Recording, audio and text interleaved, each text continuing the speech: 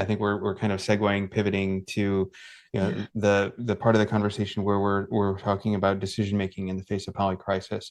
I think you're absolutely spot on that the traditional frameworks, the models, are necessary but not sufficient for Mm. decision making in a situation of polycrisis. So, for starters, we're not talking about forecasting at all. We're talking about things like scenario analysis and implications wheel or futures wheel, depending on how you frame it.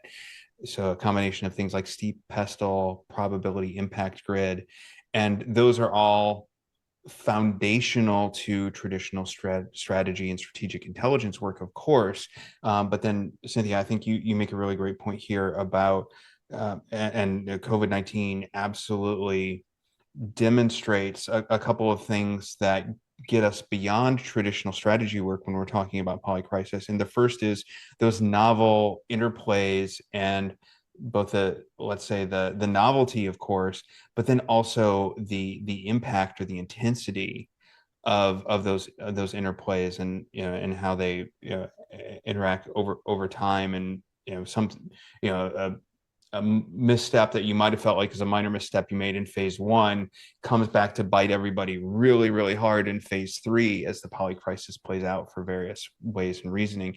So almost thinking about like a fourth dimensional or a five dimensional um, implications wheel or futures wheel in some way, something like that. Um, but then always remembering that there are these other facets of decision making, in particularly the psychology and the cognitive bias and cognitive, let's say, limitations you have to think about in decision support in these contexts as well. Absolutely. And this is where, geeking out on this too, I have to say, as challenging as it can be, and I think you probably share this sentiment too, because we've had, God, countless hours of conversations to show for this, but um, we really can geek out over this because um, the layers of tools and the layers of approaches that help us understand the various branches, or perhaps even going further out field into the time horizons, right, to look at various scenarios, and then just looking at various potential effects and so forth. um you know it's certainly challenging, right? But it involves that element of creativity. It involves a lot of general knowledge, and Mhm. then you bring in various types of expert knowledge. So it's more than just the toolkit or even the wrapper of a particular model, right? It's a number of different things. And then I love the interplay of the different models, right, that achieve different things. So for example, we could maybe take a situation, we do causal mapping. Mhm. It's sort of like, how do we get here, right? um, then we can take that situation and we can run a futures wheel to see, okay, what are some potential reactions to this? But then we can take that and then we can do maybe some sort of sociocognitive mapping to add that social behavioral layer, right, of understanding how our stakeholders are thinking and could be thinking, and how they could be Yeah. reacting to perhaps certain types of actions that could be taken or certain types of conditions that emerge. And so now we get to see various types of developments unfold. I won't necessarily call them scenarios because not everybody does scenario work, right? Which is, kind of, going more into more complex thinking, but we can do more modest type of work too, right? Just to kind of unpeel or put these layers in place to understand um, how situations could emerge, how could impact us and our various constituents, stakeholders, and markets and so forth, right? Um, and then what can we do to mitigate risk, expand our opportunities, and perhaps even reshape the trajectory, Mhm. right? Ideally, if all infrastructure is in place and we get to it early enough, yeah, for certain branches of these crises, we might be able to have a positive effect, right? At least maybe in the domains that we can control. Right. Now, obviously, I think by definition, with polycrisis, we are talking about climate effects and other things that are well beyond our control. Um, but I think that let's start where we can. right? As practitioners, I mean, we can't solve the problems of the world, but I think the mistake that we tend to make as leaders, managers, and even practitioners to think that this type of thinking, these types of approaches are really in the domain of strategists, futurists, and so forth. It doesn't really, I'm in a tactical function. It doesn't touch me. But as we saw with COVID and the supply chain, it touches everybody, right? Mm-hmm, If mm-hmm. it's significant enough and, and deep enough. So I think it's really important and maybe, incumbent upon various functions within organizations and teams to also understand how they can take the concepts of polycrisis to deepen their own practices, right? So that they can also help contribute to the strategic decision making of an Mm-hmm. organization, because strategy can't do it all. And they still need the signals to bubble up. And so this is really where you can create this organizational ecosystem, right? Even in the face of maybe breakdowns elsewhere, external to this, organizational ecosystems that are more attuned, responsive, right, adaptive, anti-fragile. As you say, as you said, as you mentioned as well, and other than knob to Taleb, so that we can be much better prepared. But so this is to say that I think we all should take ownership of various aspects of this, and we all have roles to play, given the vast sort of a collection of tools that are at our disposal, right? That cuts across, and that are within, and it cuts across various types of expert domains and specialties. Yeah, I absolutely agree. And when I think about as somebody in a strategic intelligence role or a decision support role, what sort of skills I would want to build or enhance, a couple of things really immediately come to mind. For starters, I think we've hopefully at this point hammered it home that the psychological and the cognitive aspects, if you don't have some understanding of human psychology and basic understanding of the cognitive biases that humans have, and some sort of framework for communication to particularly executive stakeholders or executive decision makers in your set of tools, I would say go start to build those tools. And I know we have ambitions for the Decision Collaborative to be a platform for people to do that sort of thing. Mm-hmm. And then to understand and sort of marshal the foundational tools and skills that I think most decision support professionals have in spades. And you've mentioned some of these very eloquently. So thinking things like futures wheel / implications wheel, scenario analysis, steep or pestle analysis, root cause analysis, those sorts of things. I would add systems thinking to the list if you haven't thought about those. Maybe look at some frameworks you might not have considered before, some things like Cynthia in particular. And this is the great opportunity to talk about Donald Rumsfeld and the phrase that he got absolutely pilloried for, but I think is probably one of the smartest things anybody's ever said, is when he talked about unknown unknowns.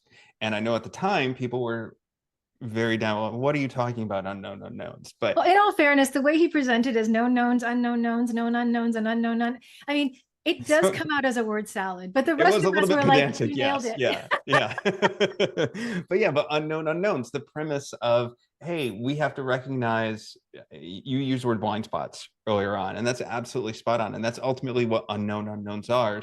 And it's really difficult psychologically for us to allow ourselves to be appropriately vulnerable, to say, hey, there are things I'm assuming and there are things I don't know. And then there's also this whole realm of thinking systems out there that are things I don't even know I don't know.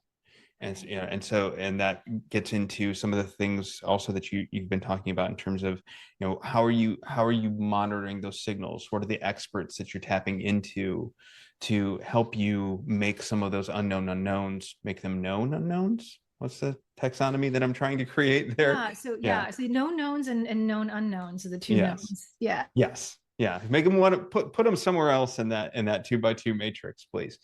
But thinking about expanding those tool sets and expanding some of those skills that decision support professionals and decision makers need to keep in mind as well, because our emphasis in the decision collaborative, at least at the start, is connecting back into that community of decision support people that we kind of feel like we came from, but also these are skills that decision makers themselves, when they recognize that we are living in a world of potential polycrisis and gray rhinos and black swans. Hey, I need to adapt my own way of thinking, my own metacognition about Mhm. how I make decisions.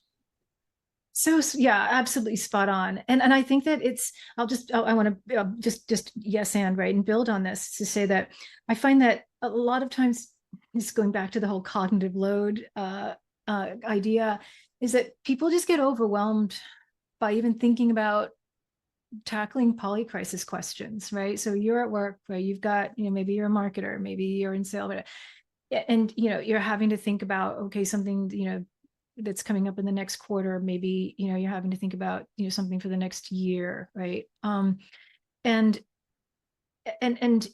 I think people are challenged to think, well, how does polycrisis fit into this? But we also understand, certainly I think we kind of really leaned into the whole COVID example because it was so salient, but certainly supply chain, I think, we're still going through a lot of that, and this is not COVID related anymore, right? Now tariff Mm-hmm. related, right? And so on. And I think that the current political climate globally, creates a lot more uncertainty, that really touches on all aspects of organizations and society, right? So even if you are in, say, HR, what's happening with AI, for example, right? Or just even the economics, right? The economy and where, it could be headed will have an impact, right? On various types of jobs. So I think that, but all of this could be really overwhelming for people. And I think that what I'd like for people to come away with in our discussion too is to understand that um, it's still possible, and and I think even quite simple actually, to simply start where you are. Mm. I think a lot of times people think that, in order to contemplate or, to grapple with polycrisis issues, they need to carve out a tremendous amount of time, energy, resources, right? Because, treating it as if you are an actual scenario team, within a large corporation. And I think that that's really a mistake, because within an organization, almost everybody comes across data points, right? And signals. So I think that's one way to think about it. But I think another is that you are the expert in your particular domain. So pay attention to how polycrisis is affecting that, right? And you can start to branch out from there and looking at the various causal aspects of that, and then perhaps even downstream effects, right? Of perhaps different types of emergent conditions, action scenarios. And from there, just even starting with the types of analytical tools that you're already familiar with, right? So say, for example, um, you know, I'm just gonna choose SWOT because I think everybody knows it. Not the lazy SWOT, the one step. And you and I can have a whole other conversation about this because We will have a whole other conversation about the not lazy SWAT. Yes, we will. absolutely. Yeah, Yeah. yeah. And then also give a nod to Babette Ben-Susan because she also wrote a book to address the lazy SWOT. So props to you, Where Babette. did I learn the not lazy SWAT is from Babette. Yeah. Yes. And so the original SWOT, as it was originally conceived, is a two-step process. And, that's all we'll say about it today, is that understanding that there are two elements that help you focus on the externals, right? So if you understand the opportunities and threats, start over there, right? And start to build from that. Now, with the two-step SWOT, you're using that to craft your own strategy. Now you can layer, right? You can layer different types of polycrisis questions over that to test your strategy. So you can start from there. Something as simple as that. You don't even need another framework. But if you want another framework, right, you can perhaps take issue analysis, which I love, right? One of my faves. But issue analysis is very narrow. It's not very helpful to polycrisis questions, but you can start with an issue analysis and looking at how an issue is moving through its life cycle. But then you can start to think about what will impact the trajectory of that issue. And once you start asking that question, you are now branching out, right, into the elements of steep, pestle, and polycrisis. Yes. And so it's actually a very elegant way of approaching this. And I would even urge organizations to do this as a team if you can, right? Cross-functional teams, perhaps, but Mm-hmm. just even start with your own team. If you're in a marketing function, just start with that. And maybe, for your, annual retreat, or maybe, quarterly meetings, start coalescing around specific questions that involve the polycrisis and how it may impact your function, your customers, right? Of course, and perhaps the organization as it bubbles up. And now you also become more valuable to the strategists in your own organization because you can provide additional insights beyond what you've been doing tactically. So I think that approaching it from the standpoint of where you are and building it out towards layers, relying on other experts with more tools to help you, whether or not they're within or outside your organization, now you've got kind of a roadmap. Mm-hmm. Right. And we help people with roadmaps too. So, you can certainly, talk to us and, we can still help you strategize this, but it's not too hard, right, to just start where you are is the message here. You don't need us necessarily to kind of get started. Just, start with a blank sheet of paper, right? A blank screen, consult with people and build from there. I really like that framing, and we will be talking a lot more about this in various settings through the collaborative. But this, Yeah. as a little bit of a coda to the conversation, I'd like to hang a lantern on that.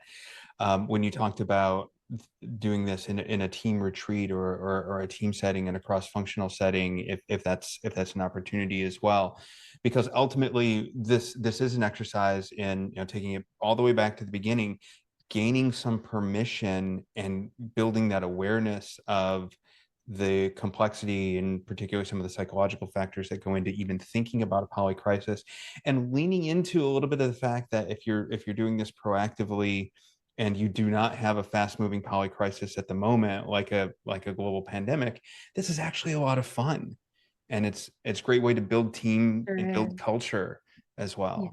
it Yeah. sure is. And trying to penetrate some of the blind spots and blocks, and that's a separate conversation too, just because, politics comes into and all that. But I think that, just getting that conversation started, and you and I got our start just through conversations, right? Just Right. as friends and colleagues, and we just kind of really leaned into this and we started to see what people weren't seeing or weren't talking about.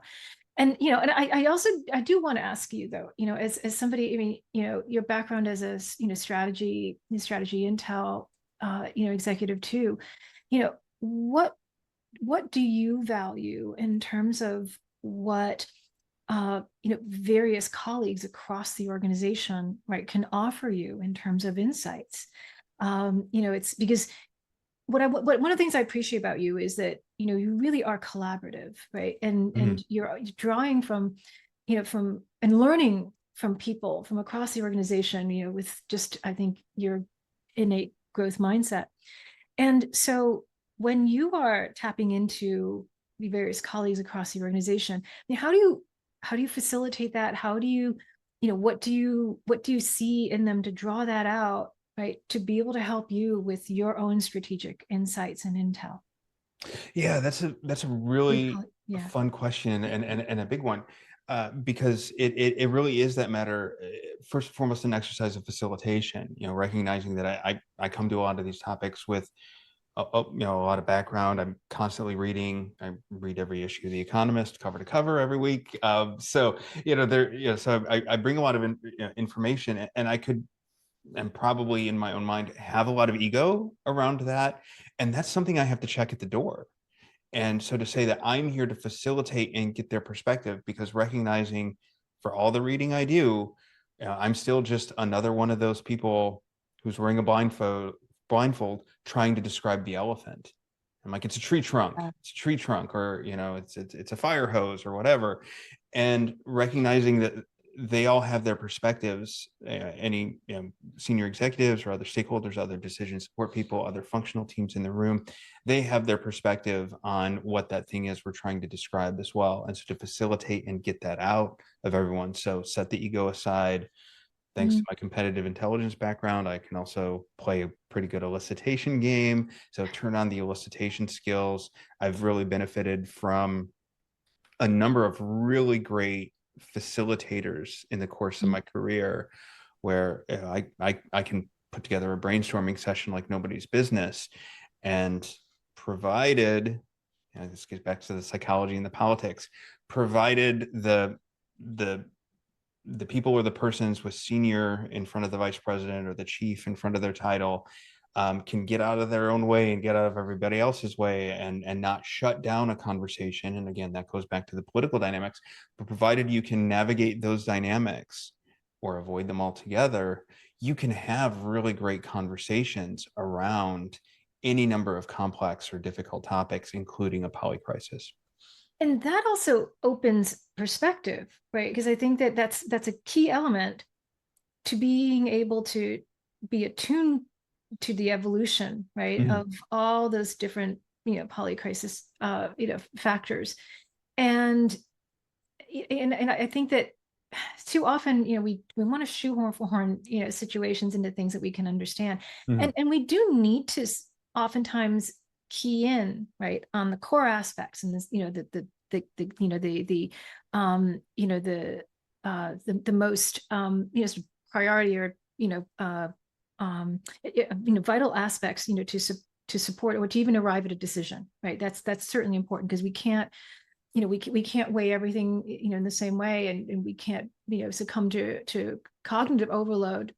So I think that, even as we're trying to take that giant funnel of signals and information, right, framing it, we need to be sure that, we're still, the system is still providing sufficient inputs. And it's one of the things I've always, appreciated, about you and working with you too, is, that there's this constant stream, right? Like, in fact, we're always like sharing articles back and forth and things Yes. like that too. So that's like, I think, one way to do it. But I think another way too is just the conversations we're having. Even this one, I Mm-hmm. would say, that we don't rehearse this stuff. Like, we just kind of launched and said, we're going to talk about this. These are kind of the, scope of it. And, but I think that each one of our conversations are also new discoveries or just maybe, sort of new areas of attention, that help to reinforce and can keep open our perspective, which I also think is really important in polycrisis. Absolutely agree. Absolutely agree. Yeah, we touched on two or three topics, I mean, really meaty topics that I came in not that Let's do we're not. that. I mean, not even to think, oh, that's not even something we're going to talk about, but to say that a couple places we went, I'm like, oh, this is really good, and we dug into it. I've got my talking points because, of course, there are some things that when I think about and prepare for something like this, there are those things you want to make sure you're hitting, but beyond that, nothing is scripted. It's the interaction, and this is the sort of positive interaction you get when you've got people in the room, you've got that cross-functional team in the room, and you've appropriately prepared and facilitated them and are facilitating them, and the sorts of insights and value that you can get to. Yeah, yeah. I mean, it's just, and this is where I think, um, you know, teams need to be more mindful about facilitating conversations, Yes. right? I mean, it's, I think you and I grew up in the days where we were water coolers and not remote work. And we see the benefits of that. And I know that a lot of people are, really leaning into that aspect. But the reality is that there is remote work. You and I actually work remotely, Mm-hmm. right? We don't have a hallway or a water cooler in which, we're just, we just happen to, intersect. But we actually schedule time to chat, or even serendipitously, like, we might ping one another and here's, a thought or here's an idea. And then, we can talk about it, kind of asynchronously then or whatever. But what I'm trying to say is that, even if we're working remotely from one another, it's still possible to have these really deep dives, these really insightful conversations, and also these moments of serendipity that open up our perspectives in unexpected ways. And I think that that's a key aspect of addressing complex problems that we don't pay enough attention to. Right. So it's not to say that we have to be co-located to do this. We just have to be mindful about Mm-hmm. doing it.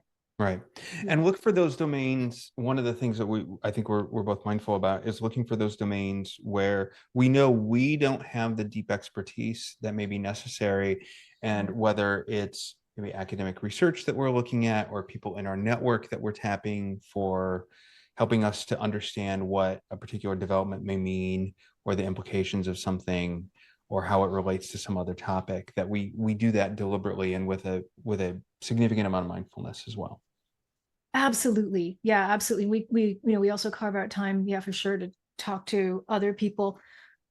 It's interesting too, because you and I have people we talk to um just on a scheduled basis. And it's not as if we actually have an agenda. It's just that these are people who actually open our minds Mm-hmm. and open our perspectives and just introduce things that we haven't thought of. Because that is a part of the cognitive muscle that we also have to exercise, right, to remain open. So it's not just about the models or the facts, right?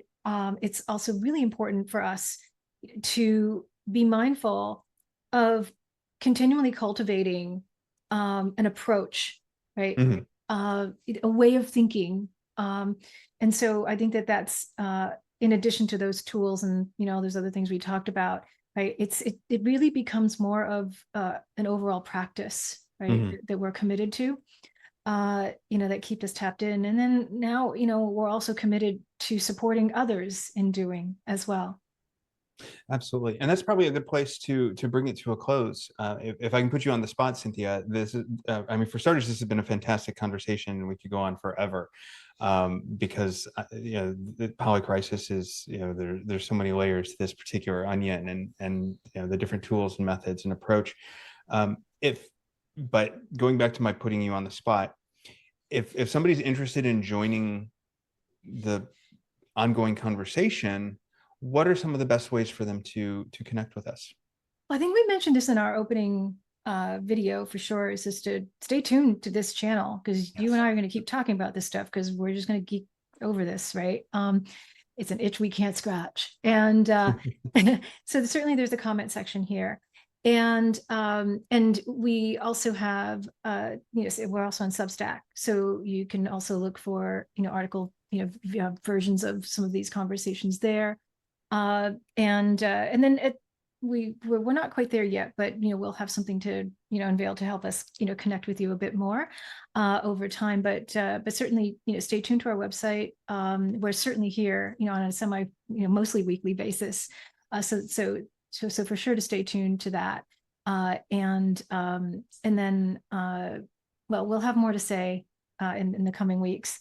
About how else we can stay connected over this, but just keep in touch here and through our website. Yeah, looking forward to it. Thanks so much, everyone. All right, thank you, and let's stay connected.